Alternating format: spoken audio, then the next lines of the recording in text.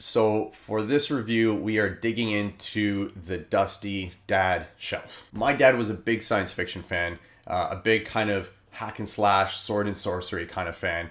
And in our old house, we had a crawl space, and above the crawl space, instead of having a bookshelf, my dad would literally just tuck his library kind of into the framing of the wall, which is not a great place to do it if you're in the laundry room, crawl space, basement, because some of those books got pretty mangled over time. Now, as I was growing up, he always tried to encourage me to pick up one of these books and dive into them because they are very interesting. There's a lot of value in some of these books, but I had a really hard time being convinced, and so do a lot of people. I feel like science fiction is a genre that gets passed over very easily, and I can't blame people for that when they make covers like this. They say not to judge a book by its cover, but look at this cover. It is awful. Ender's Game is a phenomenal book. This book has an amazing plot, very good characters, and incredible lessons. The lessons and the ideas are kind of where science fiction reigns supreme. So I picked up Childhood's End by Arthur C. Clarke.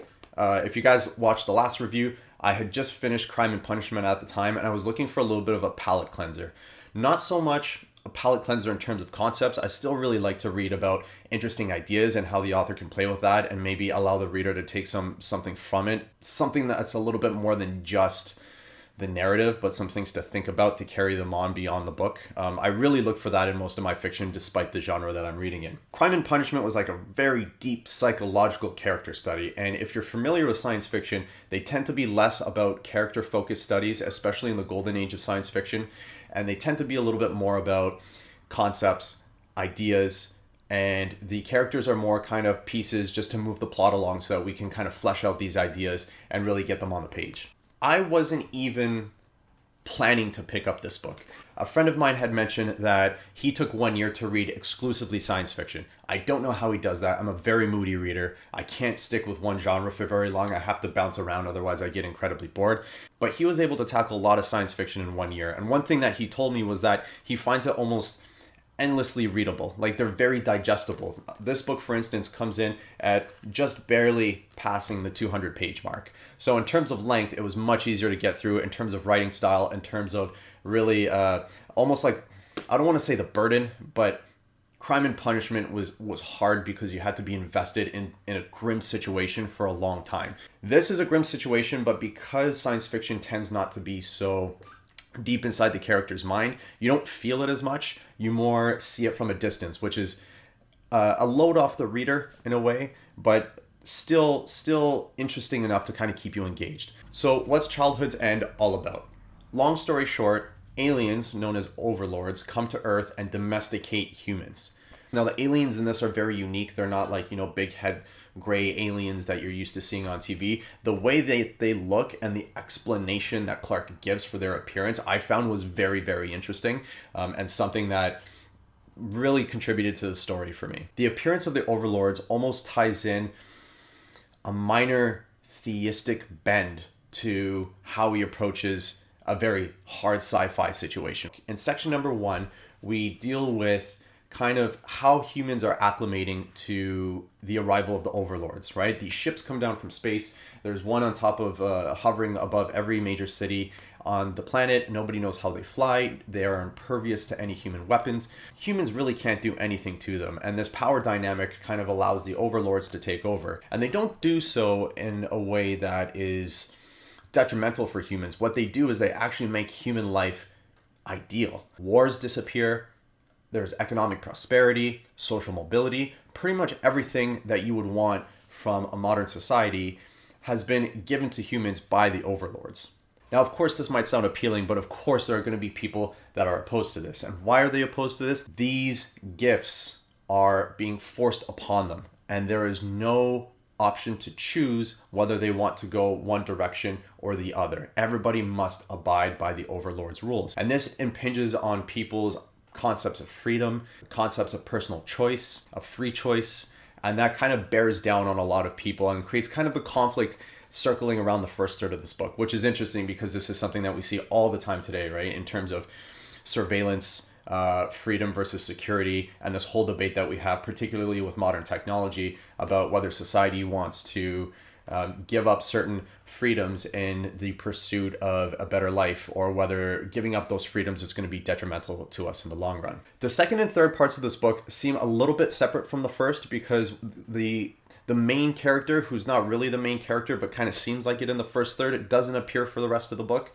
And in the second chapter, we're introduced to the remaining characters that kind of carry the plot along. So in the second chapter, or sorry, not the second chapter, the second section of the book, it's known as the Golden Age. The Overlords have been here for a little bit. People are used to their way of life. And now we're kind of seeing the plot mechanisms that move things along. Here we kind of see some of Arthur C. Clarke's early interests. Apparently he was really interested in the paranormal earlier on in life, which he denounced later on. But it was just something that captured his imagination, and that does come up here, and it comes up here in a very interesting way. Part 2 of the book is where we see the fully fleshed consequences of life with the Overlords. The Overlords have been established, and the Overlords' idea here is that they have actually been to Earth before, and they got their mission wrong. So they're coming back, and the way they're doing it this time is it's taking a little bit more time for them. They're spending more time trying to accomplish their mission.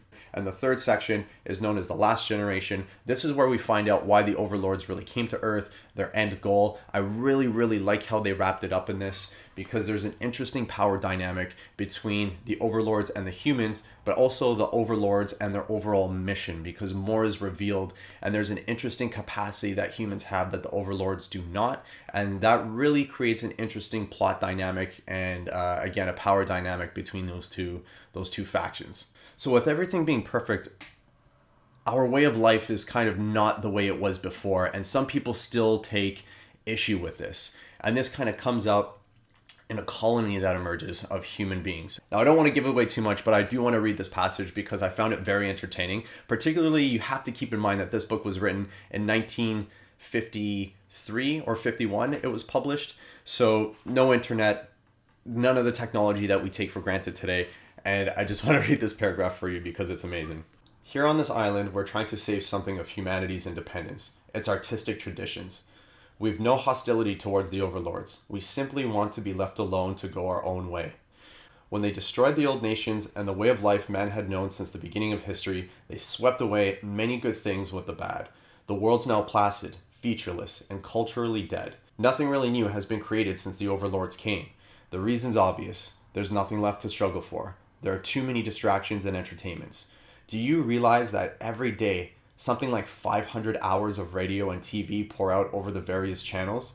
If you went without sleep and did nothing else, you could follow less than a 20th of the entertainment that's available at the turn of a switch. No wonder that people are becoming passive sponges, absorbing but never creating. Did you know that the average viewing time per person is now 3 hours a day? Soon people won't be living their own lives anymore. It will be a full-time job just keeping up with the various family serials on TV. So, first, the fact that this video is being posted up on YouTube, I find it adorable how much Arthur C. Clarke underestimated how much content was going to be available to mankind. I also find it funny that it took the form of family serials, and I find it amazing that he thought that 3 hours a day of viewing time was excessive, where sure, 3 hours of viewing TV is excessive, but I'm pretty sure majority of screen time usage far exceeds 3 hours. And I always like kind of diving into these old science fiction stories because I like to see if there's any kind of future predictions. How close were they? Where were they? Like, what kind of things were they thinking about? Who got it the most right?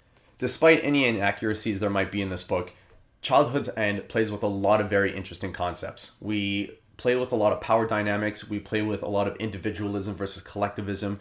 We play with security and prosperity versus free will and freedom of choice and the interplay between those two things. And we do those in a bite-sized way that doesn't necessarily come to a conclusion, but teases at the ideas enough for you to think about them on your own. And it does that, again, with only 200 pages and some fairly easy reading. If you are looking for a book that is a deep character study, something that really gets inside the character's head, somebody who you can root for, somebody who is going to go on a journey, or maybe even something epic or multiple viewpoints, all of those things are not going to be found in this book. What you are going to find in this book is a fairly quick read in a way that teases at some interesting concepts that can leave you thinking about them for a little bit after the book. I've met a few people who really, really love this book. It's very digestible. This is a very easy read with an occasional beautiful sentence or paragraph Very simple to get through. If you guys have read this book or you are familiar with Arthur C. Clarke or any of the big three, please let me know what you think. If you guys enjoyed this review, hit the like button, subscribe to the channel. Many more are coming on the way, and I will see you guys on the next video.